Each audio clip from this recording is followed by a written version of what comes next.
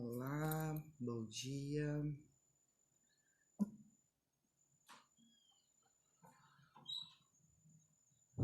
Fixando o tema. Olá, Bruno. Olá, Thaís. Sejam bem-vindas. Sejam bem-vindos a todos nessa live e aos que assistirem essa reprise no YouTube ou mesmo no IGTV. Olá, Ana Rita. Seja bem-vinda. Enfim, nosso tema hoje é: cadê o português daqui, gente? Enfim, esse tema é um tema bastante recorrente nos nossos dias, né? Que as pessoas utilizam nas mídias sociais o chamado internetês, né? Então vamos embora lá falar um pouquinho sobre isso. Então, como uma boa professora de português, vamos começar pelo dicionário. O que é o internetês? Internetês é um neologismo que designa a linguagem utilizada no meio virtual, em que as palavras foram abreviadas até o ponto de se transformarem em uma única expressão. 2 ou no máximo 5 letras. E há um desmoronamento aí da pontuação e da acentuação.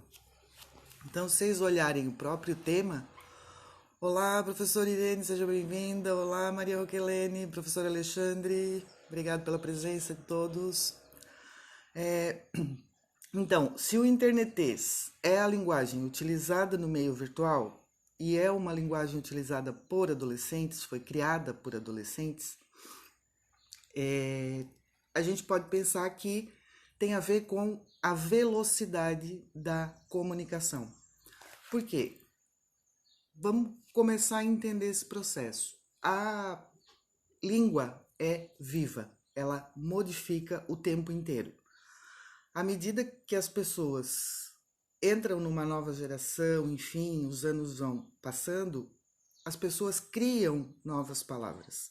Neologismo quer dizer criar, né? Neo, novo, logismo de palavras, né? De lógica, digamos assim, da língua, grosso modo. Então, se criam novas palavras. E aí, o que acontece? A internet, ela proporciona velocidade em comunicação. Então, para que eu consiga rapidamente conversar no WhatsApp, no Facebook, Twitter, Telegram, eu preciso fazer com que a minha linguagem seja rápida, ao invés de eu escrever uma palavra frequentemente. Eu boto lá, FRQ, e aí a pessoa me entende, né? Se está dentro do mesmo contexto, a pessoa vai entender. Porém, a gente precisa pensar que essa linguagem, ela só e somente só deve ser utilizada como um meio de comunicação. A agilidade nessa comunicação. E aí, o próprio título, né, que eu dei a esse café, Cadê o Português daqui, é inspirado num artigo escrito por Eliana Ruiz, em que o título correto é assim, ó: Cadê o português daqui, gente? O blog, a gramática e o professor. E por que me inspirou? Porque a maioria dos professores do ensino fundamental e médio trabalham o blog como uma maneira de as pessoas interagirem, de as pessoas começarem a escrever, a ter o gosto pela escrita, pela leitura. Só que o blog, na verdade, a definição de blog é diário pessoal. É um diário de bordo, um diário de viagem, onde as pessoas colocam nesse diário o seu dia a dia.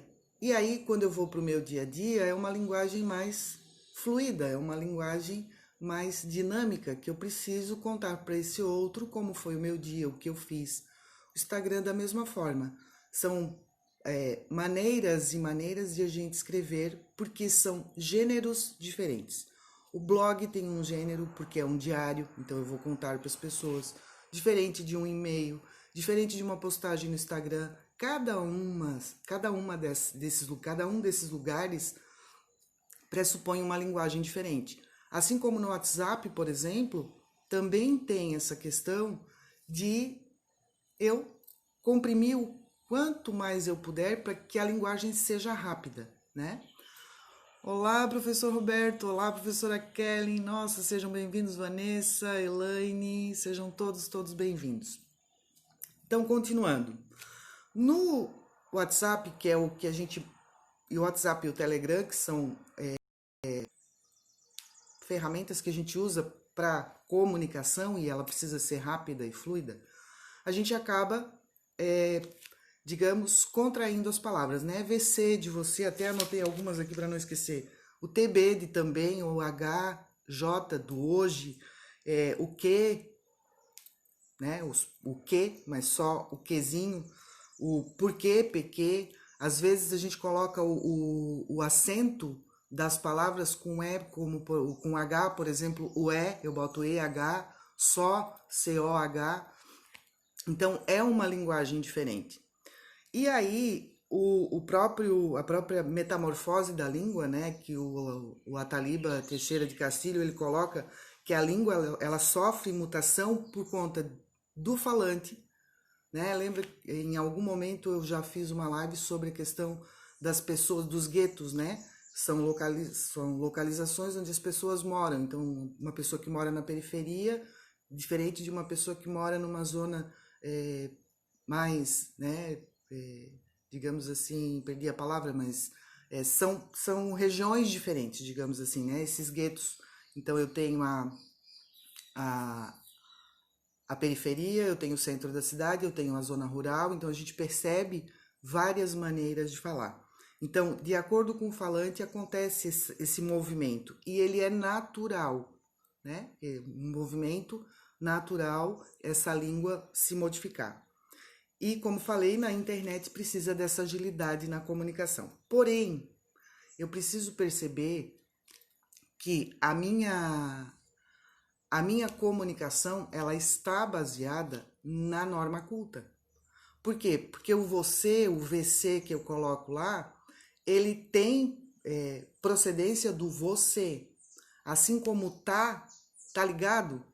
Não é tá ligado, é está ligado. Esse tá é uma contração, mas ele veio do estar, veio dessa norma culta, que é a língua portuguesa. Então eu preciso ter esse movimento de saber utilizar, né? Diferentemente, por exemplo, se eu escrevo, eu até anotei aqui, não vou à aula, mas estudarei pela internet. Agora, se eu coloco esse mas por mais, eu não conheço a norma culta, porque o mas quer dizer oposição. Então, eu não vou à aula, mas estudarei em casa. Diferente do mais, né? Da matemática aí, de soma, de adição. Então, eu não conheço a norma culta. Por quê? Porque daí automaticamente eu escrevo errado, né? Algumas palavras. E eu preciso cuidar com isso. Porque daí eu estou mostrando para outra pessoa que eu não conheço a minha própria língua. O professor Irene coloca assim, não consigo escrever sem colocar as vogais. Eu reclamo muito com meu filho. Sim, mas é uma linguagem que a gente precisa se antenar, digamos assim, né? Somos gerações diferentes, né? Mãe e filho, então pensa. E os adolescentes têm uma velocidade muito grande na comunicação e nos dedos, né? Enquanto eu tô aqui catando milho, digitando, o outro tá lá com os dois dedos e blá, blá, blá, blá, sim, em 5 segundos passa uma mensagem enorme, né? Então a gente precisa estar nesse movimento, mas precisa também falar para essas pessoas que existe uma linguagem culta em que eu conheço e aí a partir dessa linguagem culta eu consigo utilizar na internet e fazer as contrações possíveis, né? O professor Alexandre coloca o S por sim, o N por não, o final de semana FDS, né? Enfim, e é muito mais fácil. E aí é interessante porque eu tenho vários grupos no WhatsApp e é louco porque quando as pessoas falam comigo, acham que eu tenho que escrever tudo corretamente. Gente, eu sou professor de língua portuguesa há 20 e poucos anos, trabalho com escrita de trabalhos acadêmicos, né? TCC, resenha, resumo, dissertação, tese, artigo. Mas eu também sou gente como a gente, então eu também escrevo internetês, eu também faço, né, esse movimento de fluido de comunicação, porque são coisas diferentes, né? Inclusive, essa semana que passou, eu participei de um curso que o Pedro Bial, ele fez no Instagram, enfim, e ele fez um comentário que me chamou a atenção porque ele criticou a linguagem acadêmica, dizendo que a linguagem acadêmica precisaria mudar, precisaria ser mais fluida, precisaria de um movimento melhor. E aí o que acontece? Eu não concordei com ele. E, óbvio, né? Pedro Bial tinha mais de 5.000 pessoas na live ao vivo. Eu fiquei quieta e fiquei analisando e refletindo.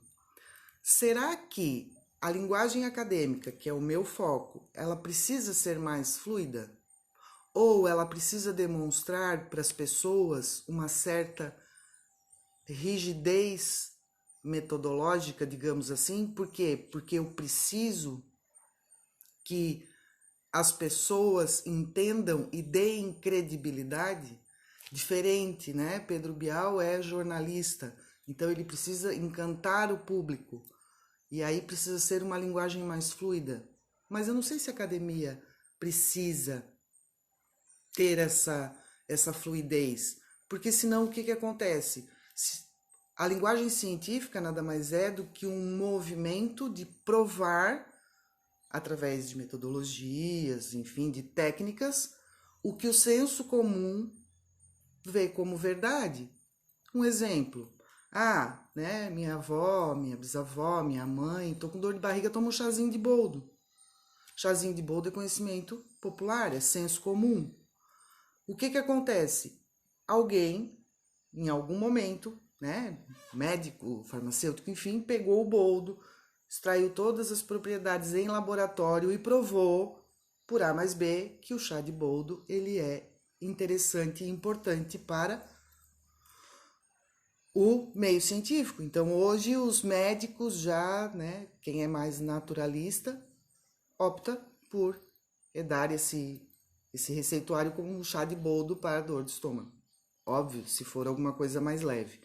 Enfim, então, eu penso que a linguagem, discordando aí de Pedro Bial, que a linguagem ela deve ser diferente em cada gênero, né? O gênero acadêmico, ele precisa mostrar credibilidade. Eu acho que essa é a palavra certa, né? Deixa eu ver alguns comentários aqui antes de continuar.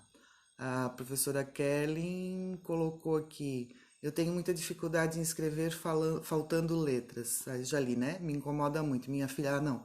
Minha filha, sabendo a mãe reclamona que tem, escreve o mais correto possível. Mas é como eu falei antes para Irene, né? Somos de gerações diferentes e o jovem ele é muito imediatista. Então, e essa pressa faz com que as pessoas comam as letras e palavras, mas é importante, como falei, diferenciar a língua culta, né? Eu tenho esse parâmetro, sei como fazer, que aqui na internet, no Instagram, né, nos chats, eu preciso dessa velocidade, mas eu sei o que é o correto. E na hora de escrever uma redação, de fazer uma resenha, um resumo lá no colégio, lá na faculdade, eu preciso saber o correto. Eu não posso fazer um texto escrevendo VC, HJ, né? Você hoje vai à aula, se eu estiver escrevendo um texto, eu vou escrever dessa maneira. Aí não. Aí demonstra que eu não tenho esse conhecimento da língua culta. E os pais podem ajudar nesse processo, né? Aqui é uma forma de escrever, ali é outra. Puxa, mas língua portuguesa é difícil. E aí todo mundo acha que é bem difícil, né? O professor Alexandre colocou aqui: o que acha da linguagem do meio jurídico, professor? É quase que indecifrável. É verdade. E aí, a língua jurídica, nós temos um outro conceito. Se a gente for pensar, foi uma das primeiras, se não foi a primeira, eu não tenho exatamente aqui os dados, mas ela foi a primeira faculdade do Brasil. Então, o jurídico, né, o direito, medicina e tinha mais uma outra, uma das primeiras, não sei qual a primeira, se medicina ou se o direito. Mas é como se eles dominassem uma língua que não faz parte do dia a dia. Por quê?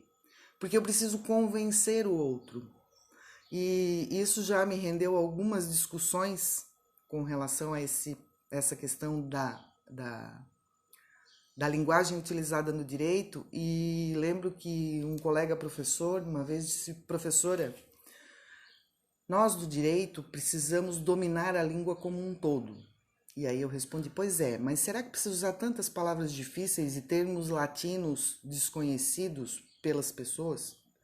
Mas é justamente isso, porque se a gente usa palavras desconhecidas, eles acreditam em qualquer coisa que a gente escreve. Aí eu digo: interessante. E aí, se a gente for olhar as leis, né, inclusive a Constituição Federal, existem muitos erros de português. E aí eu me pergunto, será... E aí foi uma pergunta que eu fiz inclusive para ele, eu digo: será que todo advogado, todo estudante de direito domina efetivamente a língua portuguesa ou faz de conta que sabe? Né? Enfim, então eles utilizam, e aí eu tenho esse parâmetro, né, desse professor, não desse, mas de um grupo de professores que estávamos conversando na faculdade um determinado momento, e eles disseram: nós utilizamos esse tipo de linguagem para convencimento do outro. E quando o outro não sabe o que é, fica muito mais fácil dominá-lo. Não sei se isso é certo, não parei para pensar ainda sobre isso, mas eu percebo que tem muitos advogados que utilizam alguns termos que não condiz com a realidade da lei, do fato, enfim, né? É interessante porque se vocês... como eu estou aqui na casa dos meus pais, eles de vez em quando... Meu pai de vez em quando assiste aquela TV Senado.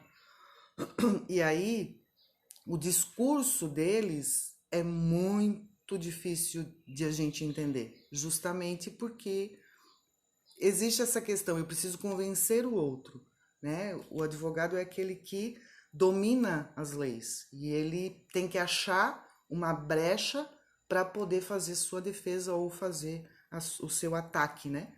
Não é ataque, enfim, é acusação. Eu não sou...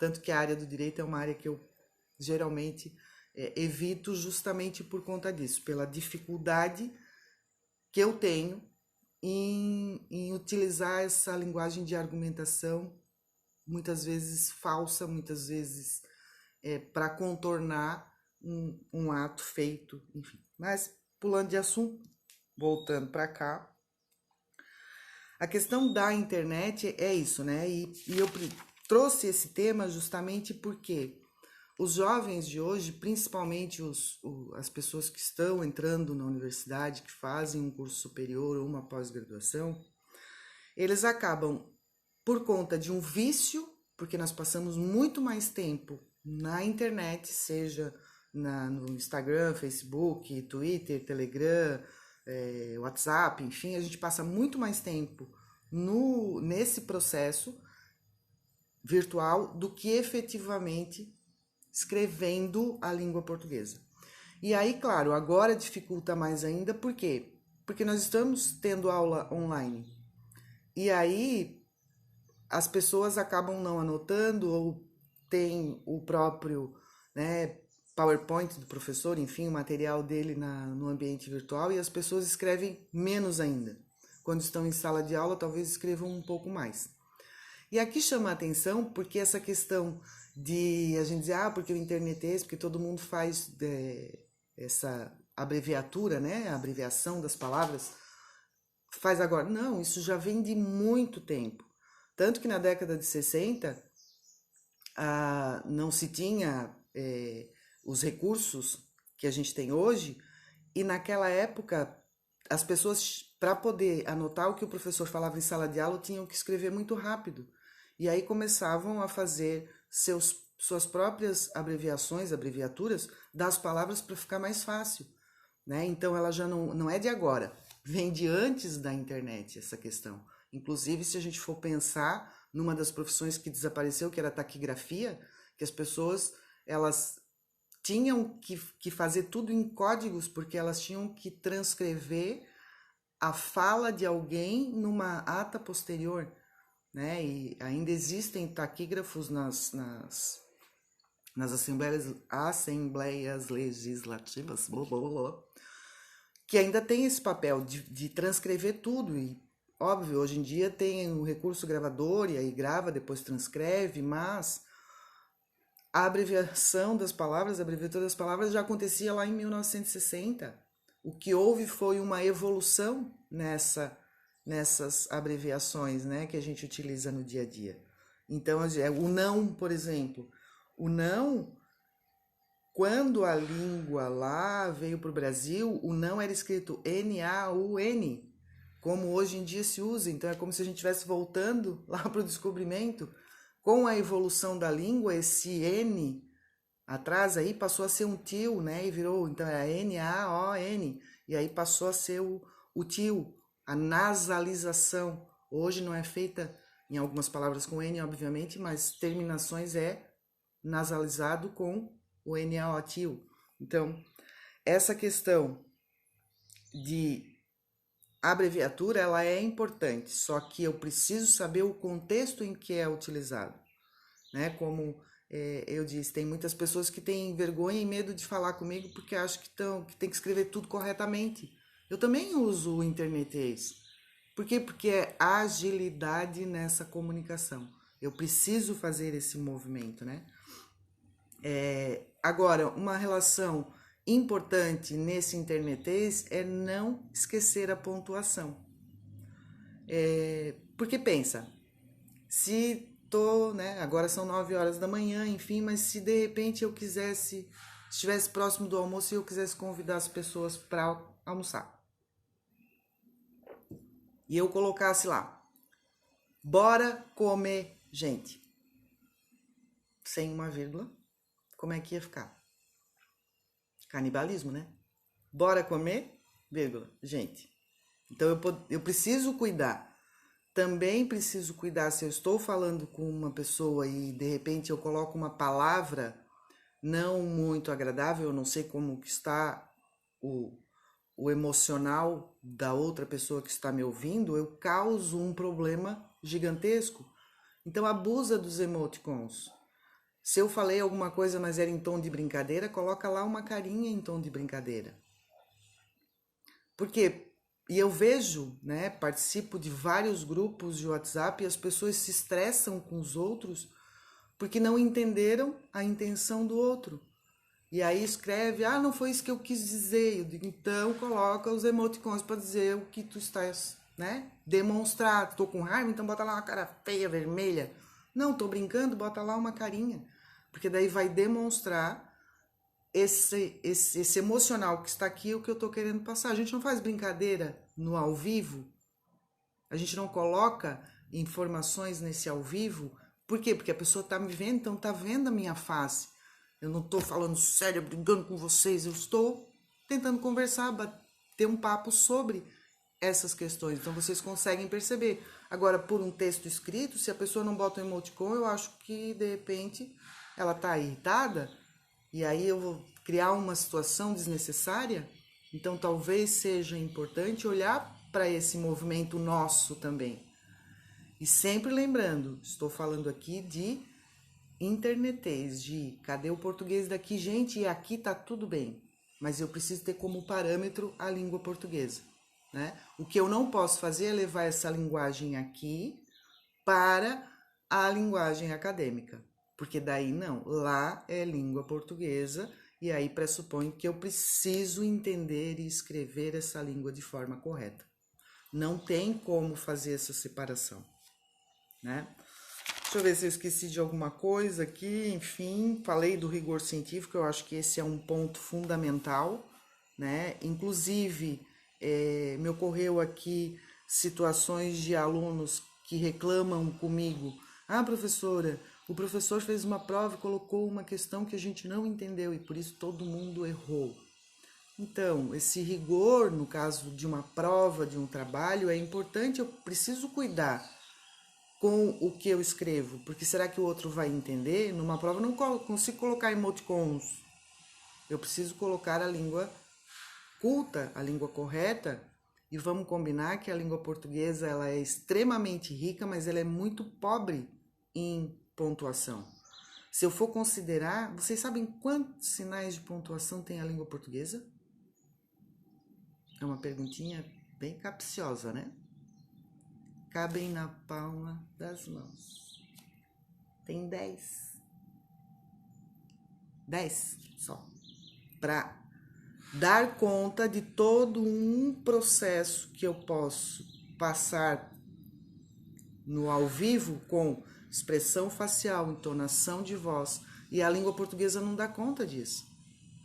Por que muitas pessoas entendem errado? Porque não entendem a questão da pontuação. Então eu preciso usar essa pontuação para fazer diferença e fazer com que o outro entenda, né? O professor Irene colocou, nesse período de pandemia, evito conversar com algumas pessoas pelo WhatsApp por esse motivo, não entende se estão bem emocionalmente. Pois é, então, usa emoticon, né? E aí, assim, uma outra questão, eu não quero me indispor, mas eu também não posso cuidar o tempo todo se o outro tá bem ou não. Então, ele precisa também se comunicar e dizer, tô bem ou não tô bem, né? E aí, entendeu errado? Coloca o emoticon, tá, tudo bem, depois a gente conversa sobre esse assunto, não foi isso que eu quis dizer. Porque às vezes, porque as pessoas, elas, é muito louco isso, porque dentro da neuro, né, a gente estuda que a pessoa acha, aqui o meu pensamento, vamos fazer de conta eu tô aqui pensando, elucubrando 1000 situações. Só que eu acho que o outro sabe o que se passa aqui, porque como a gente pensa na maioria das vezes com imagens, é como se aqui projetasse uma tela para cima e todo mundo estivesse vendo. Então faz de conta que o outro sabe o que está se passando aqui dentro. E isso é muito louco, né? Porque aí a gente acha que o outro tem a obrigação de saber o que a gente pensou. É como se a gente já tivesse dito, né? A gente acha que o outro tem que saber o que está se passando. E não é bem assim. E aí a gente precisa começar a fazer esse movimento, porque senão a comunicação vai ficar mais difícil. Então dê o primeiro passo. Faça esse movimento. Olha, eu estou bem, né? Se não estiver bem, tá tudo bem, a gente pode conversar sobre isso depois, né? O professor Alexandre coloca, o que fazer com esses jovens que pouco escrevem e quando escrevem fazem abreviado? Pois é. Esse é um problema generalizado, né, professor? O que a gente precisa é incentivá-los a escrever. De que forma? Mostrando que é importante, porque eles dizem assim, eles não gostam de escrever. Será que não? Eles passam praticamente 24 horas por dia colados num celular, num tablet, num computador. Eles escrevem o tempo todo. Talvez eles não saibam a diferença entre o que se escreve aqui, no mundo virtual, da diferença lá da escola. Porque eles querem trazer esse processo do internetês, do virtual, para o caderno, para o mundo real. E aí onde eles têm dificuldade, porque eles escrevem pouco, e a gente precisa incentivá-los a escrever. Ou a ler. Porque quanto mais a pessoa lê, mais vocabulário ela tem. E aí eu vou trazer, meu filho não vai gostar muito disso, mas eu vou trazer o exemplo dele. Ele está lendo uma coleção, e aí ele ontem terminou, acho que o 5º livro da coleção, e aí ele começou a conversar comigo, a fazer um resumo desse livro, e a linguagem dele já mudou. Eu digo, opa, ele já trouxe algumas palavras novas. Então a leitura ela faz com que a escrita seja mais fácil. E aí automaticamente, se ele já introjetou essa nova palavra, ele pode em algum momento utilizar essa palavra na escrita. Então eu acho que a escrita, escrever pouco, depende da leitura, do que eu faço. Porque ler na internet, ler blog, eu vou continuar no mesmo caminho que é o internetês. Porque o blog é o pessoal, porque o Facebook, porque o Instagram, isso é uma linguagem fluida e aí cabem erros e cabe tá tudo certo. Só que só se eu leio só isso, aí eu tenho problemas. Eu preciso ler livros, né? Eu preciso ler outros gêneros para que eu consiga entender que a linguagem é muito maior do que somente essa virtual que eu estou acostumada às 24 horas, às 24 horas do meu dia, a trabalhar só nesse movimento da internet. E aí é onde dificulta. E claro, quem é empreendedor, por exemplo, né, como professores particulares, enfim, qualquer profissão, Eu preciso cuidar com a minha comunicação na internet. Posso colocar palavras erradas? Eu preciso cuidar, porque daí eu estou trabalhando com imagem, né? Embora o jovem também passe uma imagem pela internet, a gente sabe disso, mas enquanto professor, enquanto empreendedor, se eu passo uma informação errada, é uma imagem que eu estou vendendo. E dizem os estudiosos que eu tenho 5 segundos para reter a atenção desse meu suposto cliente, né? Falando para empreendedores. Então percebe que cada nicho, cada lugar, eu tenho um gênero diferente. Então, um empreendedor no WhatsApp, ele pode lá falar o internetês, ele pode colocar palavras abreviadas e tá tudo certo. Agora, se eu tenho uma vitrine, que é o meu Instagram, eu estou vendendo ali o meu serviço, eu preciso cuidar com essa linguagem que eu utilizo. Ah, professora, mas se eu colocar uma linguagem mais séria, eu não vou atingir o público? Vai, você pode usar uma linguagem mais fluida, sem precisar usar os famosos, por exemplo, abreviaturas, as famosas abreviações, enfim, né? Eu preciso pensar sobre isso. No Stories eu posso colocar, por quê? Porque ele vai embora em 24 horas. Às vezes eu coloco lá, simbora para minha live, vamos por aí, mas num post fixo que fica lá, eu preciso cuidar, porque ele vai ficar lá para sempre, a não ser que eu tire e eu arquive aquele post. Então, daqui a um ano, a pessoa vai ler o meu texto e vai dizer, poxa, a professora escreveu errado lá atrás. Então, eu preciso cuidar onde eu coloco esse meu texto e se ele vai atingir muitas pessoas e se ele vai ficar lá muito tempo, e aí tá tudo certo. Então, eu preciso cuidar desse movimento, né? O professor Alexandre coloca perfeito, precisam ler mais livros, escrever corretamente é fundamental para a conquista de autoridade, com toda certeza. E aí, claro, né, já estamos aí com 32 minutos, a minha fala geralmente eu procuro fazer em 30 minutos, que eu gosto de lives curtinhas, mas antes de encerrar eu queria convidar vocês que quarta-feira agora eu estarei com a Débora, falando às quarta-feiras, 19 horas, né? Hoje é dia 26, dia 28, às 19 horas, falando sobre neurolinguística e aprendizagem, né? A programação, chamada programação neurolinguística e o que isso ajuda no nosso movimento de aprendizagem. Gente, eu espero ter contribuído com esse assunto, né, com vocês. Depois, se vocês quiserem deixar comentário aí sobre isso, perguntas, enfim, eu estou à disposição. O professor Alexandre coloca a nossa imagem é o nosso maior patrimônio, com certeza, né? É fundamental, então eu preciso ter esse movimento de olhar o que, como e quando, né? Vai ficar a minha postagem, o quanto vai ficar para todo mundo. Beleza? Gente, eu espero vocês quarta-feira, às 19 com a Débora, aí numa live sobre neurolinguística, e na próxima segunda-feira, nosso café textual às 9 horas da manhã. Uma boa semana a todos, grande beijo e até!